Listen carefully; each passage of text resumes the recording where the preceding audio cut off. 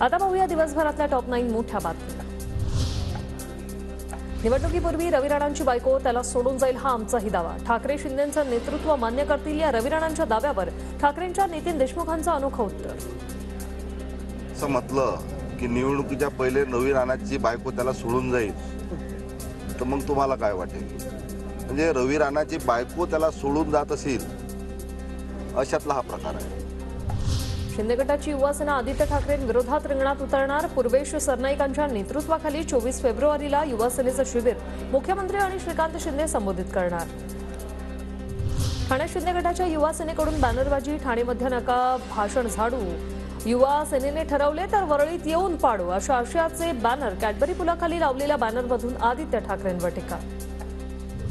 निर्णय प्रक्रियेवर दबाव टाकण्यासाठी माझ्यावर आरोप, राहुल नार्वेकरांची टीका।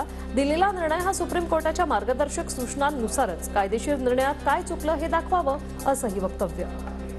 केवळ बिनबुडाचे आरोप करणं आणि जजमेंटमध्ये काय चुकलेलं आहे हे न सांगणं हे त्यांच्यासाठी सर्वात सोयीस्कर आहे।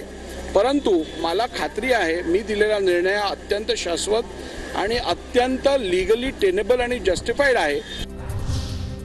बीसीसीआयचा चेअरमन करण्याइतकं जय शहांचं क्रिकेटमधील योगदान काय? उद्धव ठाकरेंचा सवाल।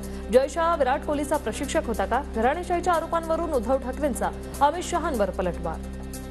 शहाजी, तुमचं असं क्रिकेटमधलं काय योगदान आहे? जय शहा काय विराट कोहलीचा प्रशिक्षक होता म्हणून त्याला बीसीसीआयचा चेअरमन केलं?